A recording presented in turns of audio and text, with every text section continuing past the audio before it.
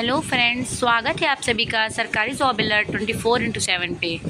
Friends, आज हम railway RRB NTPC के लिए और भी जितने कम्पिटिटिव एग्ज़ाम हैं, आरओ पीसीएस, इन सभी एग्ज़ाम को नज़र रखते हुए ज्योग्राफी के कुछ इम्पॉर्टेंट्स नोट्स लेके आए हैं। और ये जो नोट्स है वो स्पेसिफिक आपके भारत का सामान्य भौतिक परिचय, जिसको हम ज्योग्राफिकल इंट्रोडक्शन ऑफ इंडिया बोलते हैं, उससे लिया गया और सब इम्पॉर्टेंट हैं। इसको पूरा कवर करने की मैंने कोशिश किया है। इस वीडियो को आप लास्ट तक देखें, पूरा देखें। बहुत सारी चीज़ें ऐसी हैं जो कहीं भी नहीं मिलेंगी। आप इसे नोट डाउन कर लीजिए नोट्स में, आपको प्रॉपर टाइम मिलेगा आप पुश करके वीडियो। सो स्टार्ट करते हैं। पहला क्वेश्चन है, सर्वप्रथम किस देश के निवासियों ने भारत को हिंदुस्तान की संज्ञा प्रदान किया था? तो अगर ये आपको ना पता हो तो ईरानियों, जिसको हम पारसी भी बोलते थे, इन्होंने भारत को हिंदुस्तान की संज्ञा प्रदान की थी, भारत को हिंदुस्तान बोला था। नेक्स्ट आपका है, बौद्ध काल में भारत वर्ष की संख्या से लोकप्रिय था?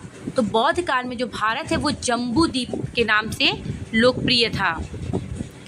ठीक है फ्रेंड्स। नेक्स्ट है, सर्वप्रथम हिमालय और विंध्य पर्वत के बीच स्थित भूभाग को कौन सी उपमा दी गई है? तो हिमालय और विंध्य पर्वत के बीच जो भी भूभाग है आपका, हिमालय पर्वत आपका ऊपर उत्तर में है ये पूरा, और यहाँ पे आपका कुछ इस तरह विंध्य पर्वत है।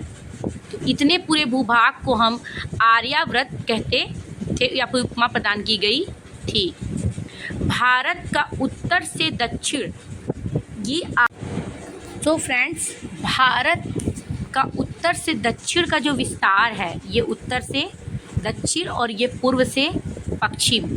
तो उत्तर से जो दक्षिण का विस्तार है पूरा, वो 3214 किलोमीटर है। इसे नोट कर लीजिएगा, ये 3214, और ये पूर्व से पश्चिम जो बोलते हैं 2933 किलोमीटर है। ये ध्यान दीजिएगा, ये नोट डाउन कहीं कर लीजिएगा। उसके बाद भारत उष्ण और उपोष्ण दोनों कटिबंध पाए जाते हैं भारत में, ये याद रखिएगा।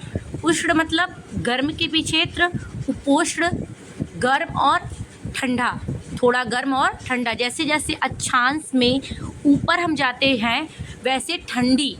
ये पूरा समझ लीजिए, ये गोलार्ध है, ये भूमध्य रेखा है, ये कर्क है, ये मकर है, और ये सब ऐसे ही अक्षांश भी होता है। तो जैसे हम ऊपर के एरिया में जाते हैं कर्क रेखा से ऊपर, ये ठंडा हो जाता है, शीत हो जाता है, और मकर रेखा के नीचे भी ये क्या होता है, शीत है। तो ये वाला पूरा एरिया कर्क और मकर रेखा के बीच में उष्ण होता है। तो उष्ण के ऊपर ऊपर जैसे जाते हैं तो उपोष्ण होता है। तो भारत कुछ यहाँ पे है, ठीक। तो उष्ण भी है और उपोष्ण भी है। भारत में ठंडी भी पाई जाती है और गर्मी भी पाई जाती है, ठीक। इसका कहने का मतलब यही है। नेक्स्ट, भारत का जो क्षेत्रफल है वो याद कर लीजिएगा, ये 32,87,263, 32,87,263, ये याद रखने वाली चीज़ें हैं, याद रख लीजिएगा, वर्ग किलोमीटर है, ठीक है। उसके बाद पाकिस्तान के कब्जे वाला क्षेत्र, ये सारी चीज़ें नहीं आपको मिलेंगी। पाकिस्तान जितना अवैध रूप से कब्जा किया है वो पूरा आपका 78,114 वर्ग किलोमीटर है, ठीक। उसके बाद नेक्स्ट आपका है, 2063 में चीन को प्रदत्त कितना किया गया? 2063 में भारत और चीन में युद्ध हुआ था, जिसमें चीन को दे दिया गया था कितना? चीन ने ले लिया 5180 वर्ग किलोमीटर, युद्ध में ले लिया था। क्षेत्रफल की दृष्टि से भारत किस स्थान पे है? 7वें स्थान पे है। और विश्व का, ये नोट डाउन करने लायक है, विश्व का 2.43% क्षेत्रफल किसका है? भारत के पास है, ठीक है फ्रेंड्स।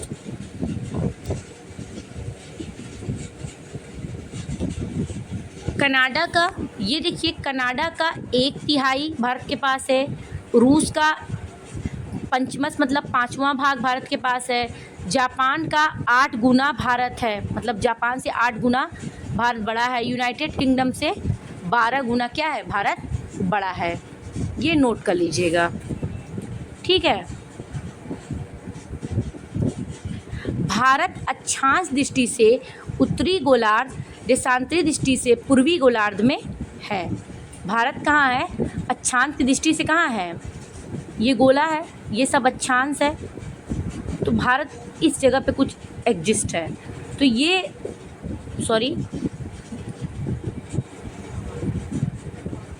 भारत यहाँ पे है, तो ये ऊपर वाला हो गया उत्तरी गोलार्ध, ये दक्षिणी गोलार्ध, ये पूर्व, ये पश्चिम। तो उत्तरी गोलार्ध और पूर्वी गोलार्ध में है भारत आपका एग्जिस्ट करता है। अक्षांश विस्तार भारत का 8 डिग्री 4 मिनट है। भारत का अक्षांश विस्तार कितना है, 8 डिग्री 4 मिनट से कितना है, 36 डिग्री 6 मिनट है, इसको बोलते हैं, ठीक। ये आपका भारत का क्या है, अक्षांशीय विस्तार है। एक डिग्री आगे बढ़ने पर, ये नोट कर लीजिएगा, 1 डिग्री बराबर आपका होता है 4 मिनट। जब समय ज्ञात करते कहीं का, इसी तरह ज्ञात करते कि 1 डिग्री अगर हम बढ़ते हैं तो 4 मिनट के क्या होता है, बराबर होता है, ठीक। और देशांतरी विस्तार कितना है भारत का, तो देशांतरी विस्तार जो भारत का है वो 68 डिग्री 7 मिनट से 97 डिग्री 25 मिनट तक पूर्वी देशांतर तक इसकी देशांतरी विस्तार है। देशांतर किसे कहते हैं, ये लंबी जो लाइनें होती हैं, ये क्या है आपका देशांतर, और ये होती हैं अक्षांश। तो भारत कुछ इस जगह पे है, तो उसका देशांतरी विस्तार जो है 68 से 97.25, मतलब 97 डिग्री 25 मिनट, इसको डिग्री बोलते हैं। 68 डिग्री 7 मिनट से 97 डिग्री 25 मिनट तक विस्तार है किसका, देशांतरी विस्तार भारत का। नेक्स्ट आपका कर्क रेखा भारत के मध्य से होकर गुजरती है। ये सबको पता है कि आपके भारत के मध्य से कौन होकर गुजरती है, कर्क रेखा, और कितने डिग्री पर, 23.5 डिग्री पर होकर गुजरती है अक्षांश पे। और ये इम्पॉर्टेंट है क्वेश्चन आपका, कर्क रेखा 8 राज्यों से होकर गुजरती है। पहले नंबर पे आता है गुजरात, दूसरे नंबर पे राजस्थान, तीसरे नंबर पे मध्य प्रदेश, छत्तीसगढ़, झारखंड, पश्चिम बंगाल, त्रिपुरा और मिज़ोरम, ठीक है फ्रेंड्स। उसके बाद आपका है 82.5 पूर्वी देशांतर को भारत का मानक देशांतर चुना गया है। 82.5 डिग्री के देशांतर को ही वहीं से हमारा समय लिया गया है, जो ग्रीनविच से कितने घंटे आगे है, 5.5 घंटे आगे है, किससे, ग्रीनविच से।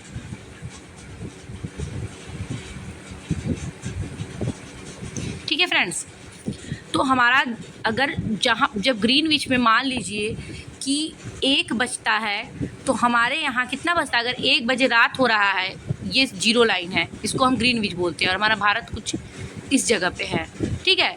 तो अगर ग्रीनविच पे 1 बज रहे हैं, ठीक, तो हमारे यहाँ कितना बजेगा, 5:30 बजेगा, भोर होगा, ठीक। ये मतलब समझिए आगे है, इधर जाने पे समय बढ़ता है, पीछे आने पे समय घटता है। पूर्वी राज्यों में सर्वोदय कच्छ से 2 घंटे पहले हो जाता है। हमारे भारत में भी मतलब देशांतरी विस्तार की वजह से अगर कच्छ जो गुजरात में है वहाँ से 2 घंटे पहले सूर्योदय हो जाता है पूर्वी राज्यों में। अगर मणिपुर में देखा जाए तो वहाँ पे सूर्योदय 2 घंटे पहले, किबथू में देखा जाए तो 2 घंटे पहले सूर्योदय हो जाएगा, ठीक है।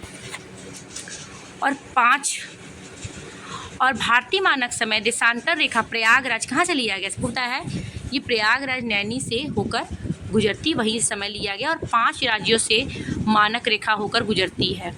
कौन कौन से वो राज्य हैं देख लीजिए। पहला है उत्तर प्रदेश, मध्य प्रदेश, छत्तीसगढ़, उड़ीसा, आंध्र प्रदेश, इस तरह होती है कुछ।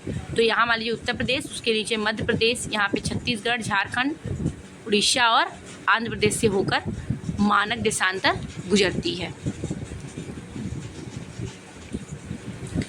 देश का अंतिम सीमा बिंदु।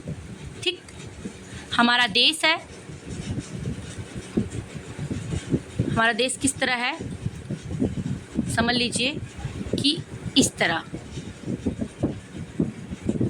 मान लीजिए बना दिए। ठीक, तो ये दक्षिणतम बिंदु, ये उत्तर, ये पश्चिम, ये पूर्व।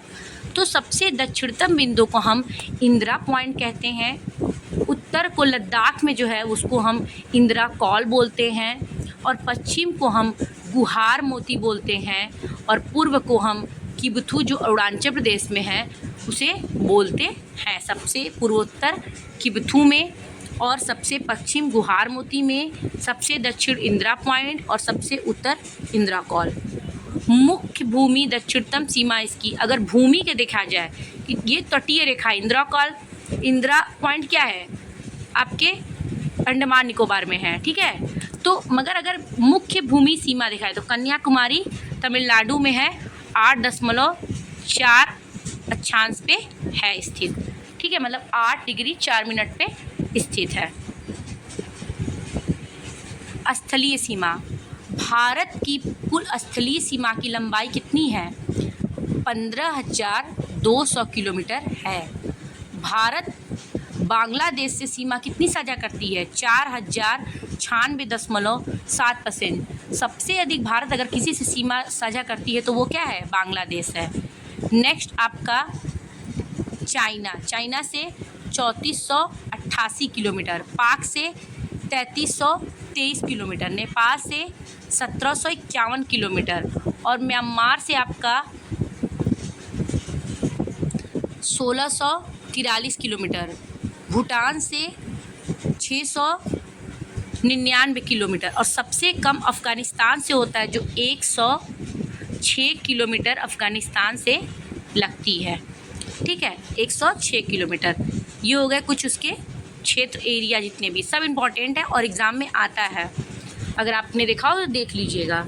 ठीक, मेघालय, मणिपुर, त्रिपुरा और मिज़ोरम में किसकी सीमा बांग्लादेश से नहीं मिलती है, तो वो है मणिपुर। मणिपुर की सीमा जो है वो बांग्लादेश से नहीं मिलती है, इम्पॉर्टेंट है।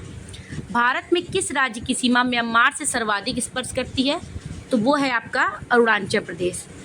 ठीक, भारत में किस राज्य की सीमा नेपाल, चीन और भूटान से मिलती है, तो वो आपका राज्य है सिक्किम। भारत में किस राज्य के 3 तरफ अंतर्राष्ट्रीय सीमा है, तो त्रिपुरा। त्रिपुरा के तीनों तरफ क्या है, अंतर्राष्ट्रीय सीमा जो बांग्लादेश की लगती है।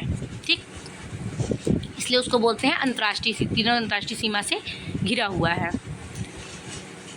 नेक्स्ट आपका है भारत कितने राज्य पड़ोसी देशों की स्थलीय सीमा से जुड़े हैं। भारत के कितने राज्य, तो भारत के 18 राज्य कुल हैं जो वो अंतर्राष्ट्रीय आपके पड़ोसी देशों से क्या है, जुड़े हुए हैं। मतलब इनके चारों तरफ मतलब क्या है, कोई ना कोई पड़ोसी देश की सीमा लगती है। तो कितने राज्य हैं, 18। भारत के कितने राज्य तट रेखा में लगे हुए हैं, तो तट रेखा वाले कितने राज्य हैं, 9 राज्य हैं, जिसमें से पहला नंबर पे आपका ऊपर से गुजरात, उसके नीचे महाराष्ट्र, उसके नीचे गोवा, फिर कर्नाटक, केरल, तमिलनाडु, इधर आंध्र प्रदेश, उड़ीसा और पश्चिम बंगाल, ये पूरा।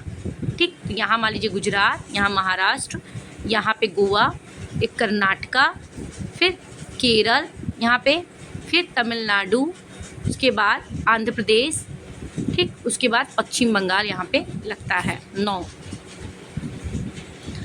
भारत पाकिस्तान के मध्य सीमा रेखा किस सीमा का उदाहरण है, तो ये इम्पॉर्टेंट है, अध्यारोपित सीमा उसको बोली जाती है। त्रिपुरा, आपका कुछ और कलर ले लेते हैं, ठीक है।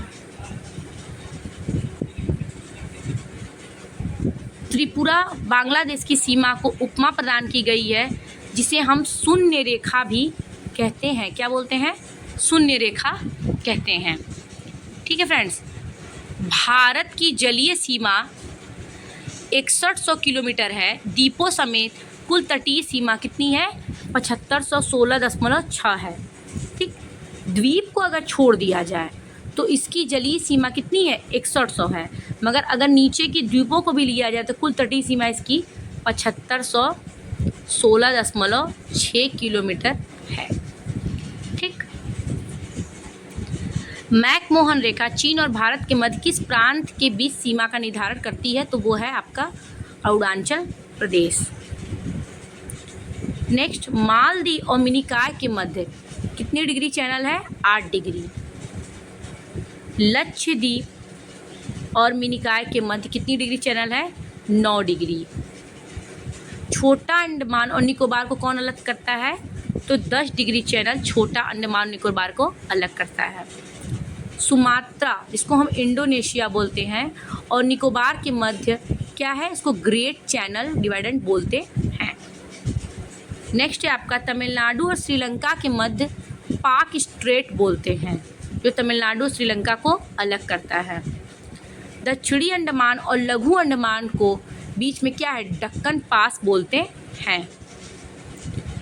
म्यांमार और उत्तरी अमेरिका के मध्य क्या है? कोको स्ट्रेट है, उसको कोको द्वीप भी, म्यांमार के पास जो कोको द्वीप है उत्तरी अमेरिका के मध्य क्या है?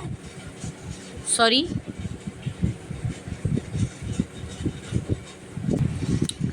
ये यहाँ पे मिसप्रिंट हो गया है, ठीक है, यहाँ उत्तरी अंडमान होगा,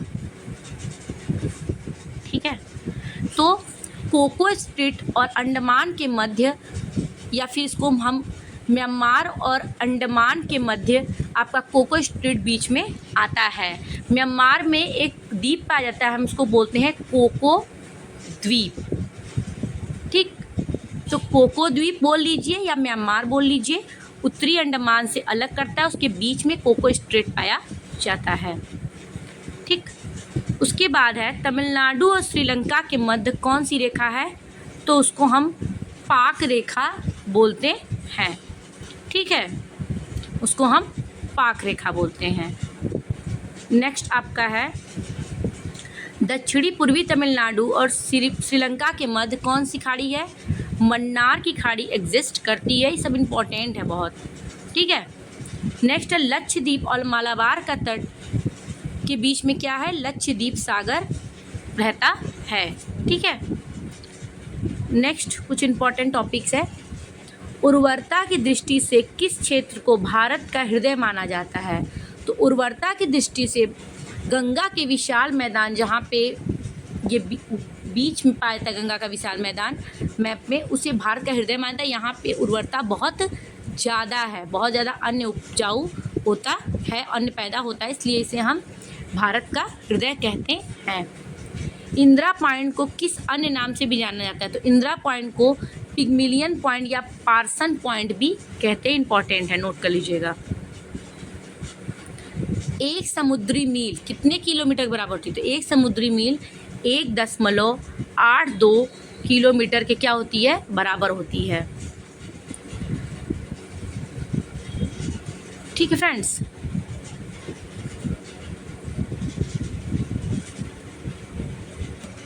फिर नेक्स्ट है भारत का प्रथम मानचित्र किसने बनाया? तो भारत का प्रथम मानचित्र 1752 में एन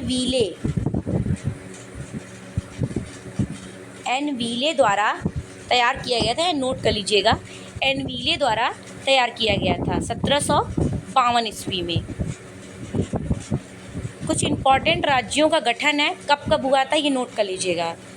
पहले नंबर पे आंध्र प्रदेश का गठन, सबसे पहले भाषा के आधार पर अगर किसी राज्य का गठन हुआ था तो वो था आपका आंध्र प्रदेश। कब हुआ था? 1953 में आपका गठन हुआ था। गुजरात का उसके बाद हुआ 1960 में। नेक्स्ट आपका हुआ नागालैंड 1963 में, हरियाणा हुआ 1966 में, फिर आपका आया हिमाचल प्रदेश 1971 में गठन हुआ बना, मेघालय त्रिपुरा मणिपुर 1972 में बना, सिक्किम 1975 में, मिजोरम और अरुणाचल प्रदेश गोवा 1987 में इसका गठन हुआ, छत्तीसगढ़ का 1 नवंबर 2000, उसी सन में उत्तराखंड 9 नवंबर 2000, उत्तराखंड उत्तर प्रदेश से अलग हुआ, छत्तीसगढ़ मध्य प्रदेश से,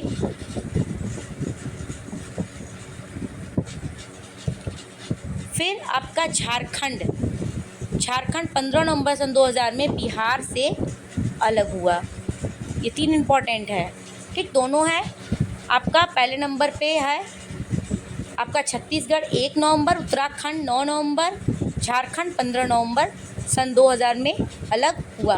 तेलंगाना कब बना? 2 जून 2014 में तेलंगाना का गठन हुआ। किससे अलग हुआ ये? हैदराबाद से। हैदराबाद से अलग होकर क्या बना? तेलंगाना बना, या फिर इसको हम कह सकते हैं हाँ, हैदराबाद से। ठीक। नेक्स्ट आपका है लद्दाख।